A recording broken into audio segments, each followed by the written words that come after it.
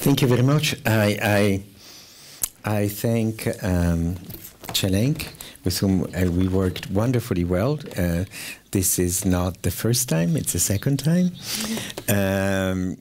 And we have an exhibition which is about sustainability and nature. And of course it is, I think, one of the crucial problems, if not the main real political problem of the next generation, of the next 25 years, where we have to make a number of adjustments. And we asked a series of artists alive, and we asked also the permission to 3 artists who, alas, have passed away, if we could show their work, and they guaranteed us that yes, we could.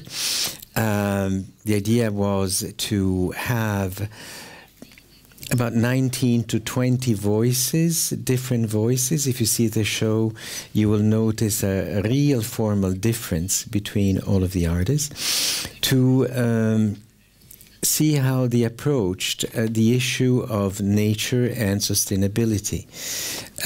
To some extent, even the artists from last century, there's 1.5, because one is at the cusp of the 19th and 20th century, somehow addressed, not with full awareness, but with an understanding of the variety of nature and of the fact that nature was fundamentally finite, was not infinite, and that somehow informed their work. So I thought this was a historical step that was somehow interesting to note, pretty much as when before a long text you may have the quote from a poet, you know, the little italics quote that is the note, the keynote of the exhibition. Of course, there is a much bigger note, which is the, how can I say, the love or admiration letter we wrote acknowledging Joni Mitchell, who in the early 70s wrote the first anthem, popular anthem about nature, which gave the title to our exhibition, Till It's Gone. The issue of sustainability is hard and complicated. There is a wonderful text in the catalog by Richard Heinberg, and then there is an art historical text by Roger Cook, besides the essay in which we introduce the artists that Çelenk and I wrote. I would like to just to propose a little metaphor before I give the words to the artists. And as you know, one of the reasons why the world is in such dire situation at the moment, and you can read it every day in terms of earth warming, is that we are the only animal who has no predator. And we don't hesitate being the predator of the world and of other animals. In fact, up to, I would say, maybe 40, 50 years ago, there was another animal that had no predator, and it's a syndrome I would like all of you to think about. And that animal was a porcupine, the hedgehog. I don't know how you call it in Turkish. I'm sure it's a little animal with lots of thorns that cannot be killed because they turn into a ball, and they have all the thorns, and you know, not even eagles and birds with very strong claws, like the ones that Maro Michalakakos painted, can pick them up and drop them.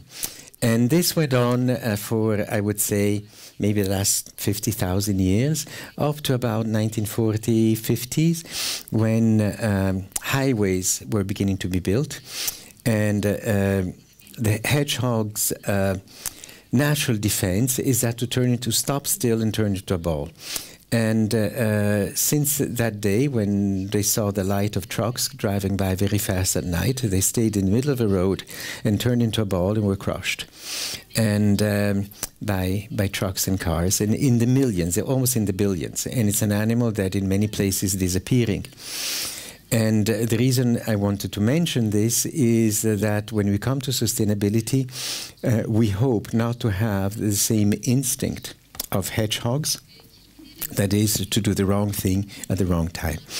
And this will force us to think of the world differently, and not to use the usual defenses, which will probably are the ones that are going to get us into a planet which will disappear. But this said, I think I would like to give the word to Canan Tolon. 1 second. I've admired your work about nature. I had the chance to look at it when I did the 6th Istanbul Biennial in '99.